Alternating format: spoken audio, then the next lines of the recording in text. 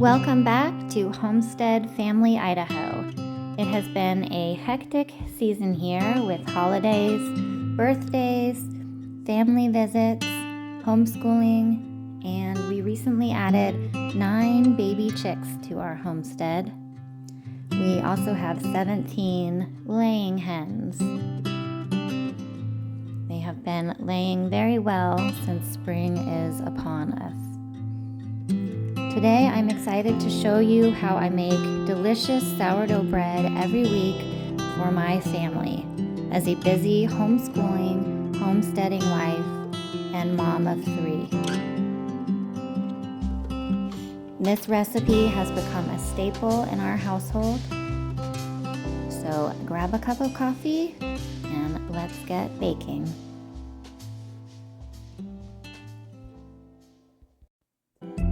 Today we're making an easy sourdough bread recipe that anyone can make. Let's get into it.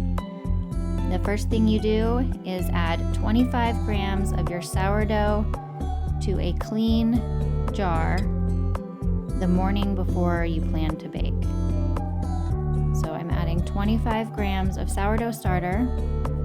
I like to use a scale because it's much more accurate and easier, less mess and less to clean. And 100 grams of clean filtered water. Give it a stir. And then I'll be adding 100 grams of all-purpose flour. And this is going to give you enough sourdough, active sourdough, to mix your bread recipe this same evening. I will be making 2 loaves of bread. So if you are wanting to make just 1 loaf of bread, you can do 15 grams of starter, 50 grams of water, and 50 grams of flour. I like to label my jars so I don't mix them up, because depending on how much discard you have, you might mix it up, and you definitely want to make sure that you keep your active starter out on the counter. And with 3 kids, I can get distracted. So I label my jars, I put my discard in the fridge. I use that for other baking like muffins, scones, pancakes, stuff like that. So now it is 12 hours later approximately. The schedule is very flexible, but I did feed my starter that morning about 10 a.m. So now it's probably about 8:30 p.m. So a little off, but it's very flexible. I am adding 100 grams of my sourdough starter and 700 grams of filtered water because I will be making 2 loaves of bread. In the recipe, I will put the recipe for 1 loaf of bread, and you can choose to double it if you want. I mix the starter and the water till I get kind of a milky water. Mix it all up, nice and smooth. Then I'm going to be adding bread flour this time. You definitely want to use a bread flour. It gives you a nice crust and a nice chewy texture. The bread flour I'm adding is 1,000 grams of flour, so it's going to look like a lot of flour because it's going to be making 2 loaves of bread. If you are only making 1 loaf, it's only 500 grams.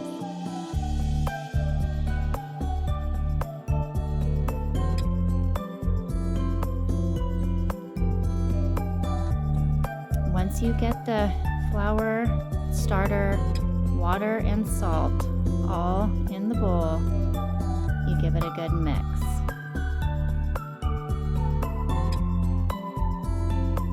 I'm also going to be adding 18 grams of salt, which would be 9 grams if you're making 1 loaf. Just pour that in over the top, and it'll all get mixed in. I like to use these metal spatulas.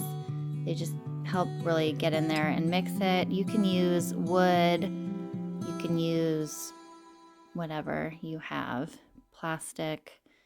I just prefer to kind of mix these up. They're nice and strong. They really get in there and scrape around the sides of the bowl. So this, you just want to mix it up until it kind of looks like a big shaggy mess. You kind of start it out with a spatula, and then usually you want to just get in there with your hand and really mix that in so there's just no dry bits left in the bowl.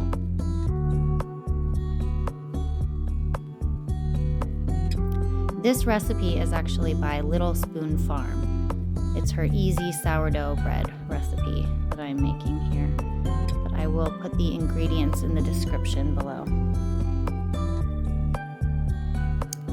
Probably link her website as well. Then you cover it with a towel and you want to let that sit for about an hour. So I do this after I'm done doing the dishes from dinner, and then I go put the kids to bed. After I get the kids to bed, I come out and I'm doing my first set of stretch and pulls. So stretch and pull is you pull on each side of the dough, turning the bowl a quarter turn each time and stretching the dough just as far as it wants to stretch. You don't want to over pull it, just kind of pulling it out. This is just, instead of kneading, you're just kind of stretching out the dough. It helps it firm and take shape. Sometimes it helps to wet your hand a little. So then I cover it and I come back a half an hour later to do another set of stretch and pulls. So you'll want to do this 2 to 3 times. So same thing, just kind of grab a hold of the side of the dough, pull it up, and put it down over itself, turning the bowl a quarter turn each time. About 4 times, sometimes I do a couple more. Then put the towel back over the bowl, and you'll come back a half an hour later. It's probably about 10 p.m. now or so, but it is very flexible. You can mix your starter pretty much whatever time in the morning works for you. You can do it earlier, you can make your bread earlier, you can do it later if you're more of a late person or you work late and you want to do this after work. So I am stretching my dough one more last time, and this last time I like to add saran wrap over the top, a plastic wrap, to really make sure that the dough doesn't dry out. You can also use a damp towel.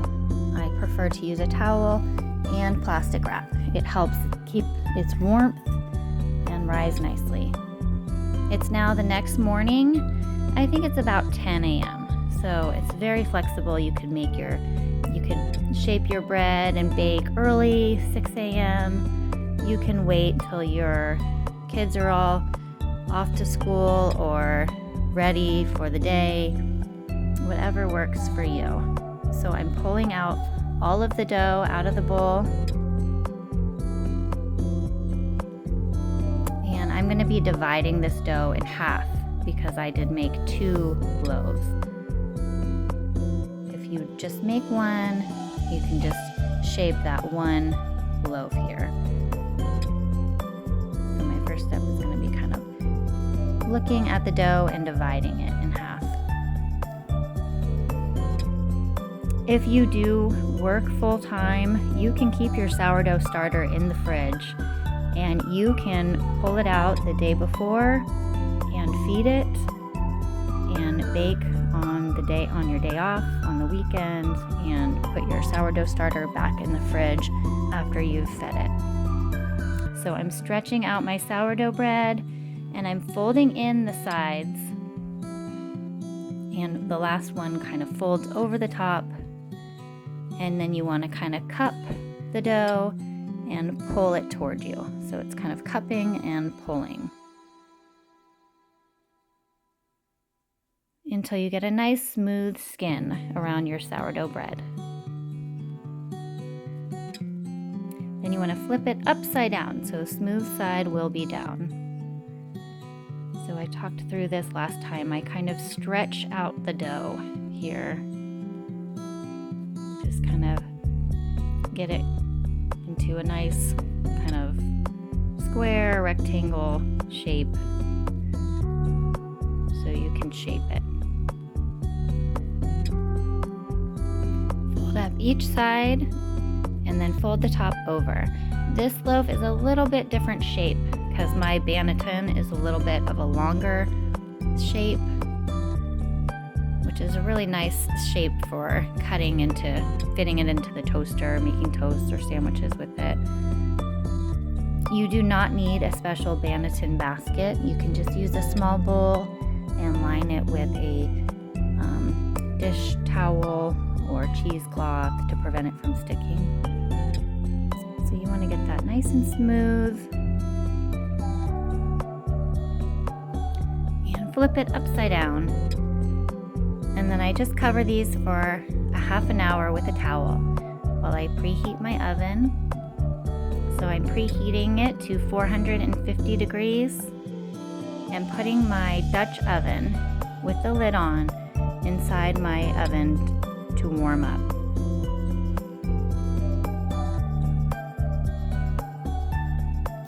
It's now 30 minutes later. My oven is warm and I'm going to flip my dough onto a piece of parchment paper. This is very important because you'll use the parchment paper as a sling to put it into your Dutch oven. You will need a Dutch oven to make this type of bread.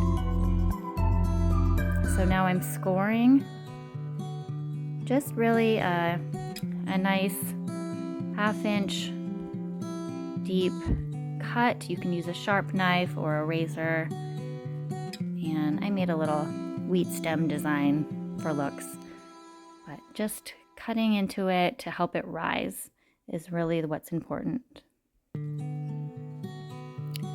So you pull your hot cast iron pan out of the oven, Dutch oven, and you use that parchment paper to put that bread in perfectly. Now this bread is going to be baking for 20 minutes with the lid on. I always set a timer because I have 3 kids and I will get distracted and forget about it. So 20 minutes later, I come back and I remove the lid. Your bread should have baked nicely and risen, starting to look like a nice, beautiful loaf of bread. You'll want to bake it again for 20 to 30 minutes with the lid off.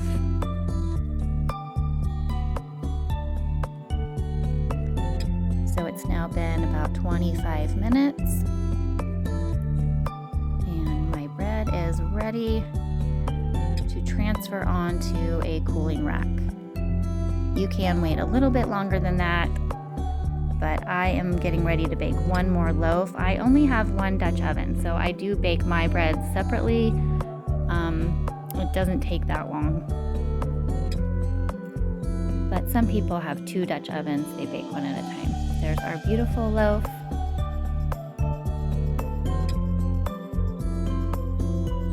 I also added a cast iron pizza pan underneath of my Dutch oven to prevent browning. It does help a little bit. It's something I recently learned. So I'm now preparing my next loaf. It's going to be pretty much the same thing. I do add a little bit of flour on top sometimes before I score. You don't have to do this. It just kind of helps scoring a little bit.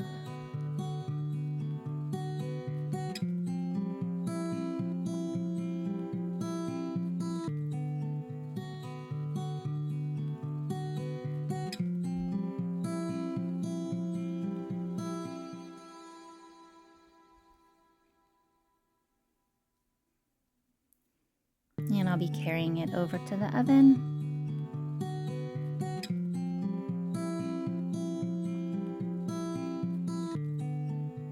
Now you can see the pizza pan I've added to my oven. There, it helps distribute the heat a little bit more evenly.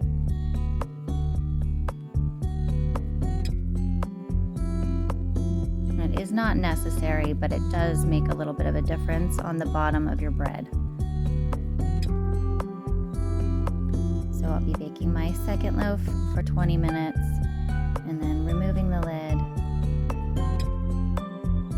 and baking again for 20 more minutes. During all this, I am then playing with my kids outside, feeding chickens, homeschooling. So all these steps really just take a couple of minutes. So they do require you to be home for part of the day, but if you're doing one loaf of bread, it is much quicker.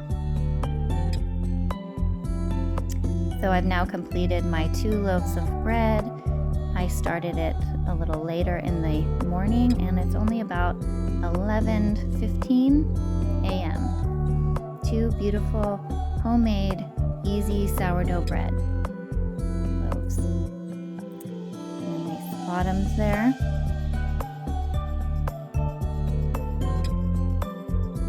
Now once they've fully cooled, they are ready to be cut into. You don't want to cut into them too soon. They will be a little gummy. You won't get the nice, beautiful air pockets unless you let them cool. And there we have it. Thank you so much for watching.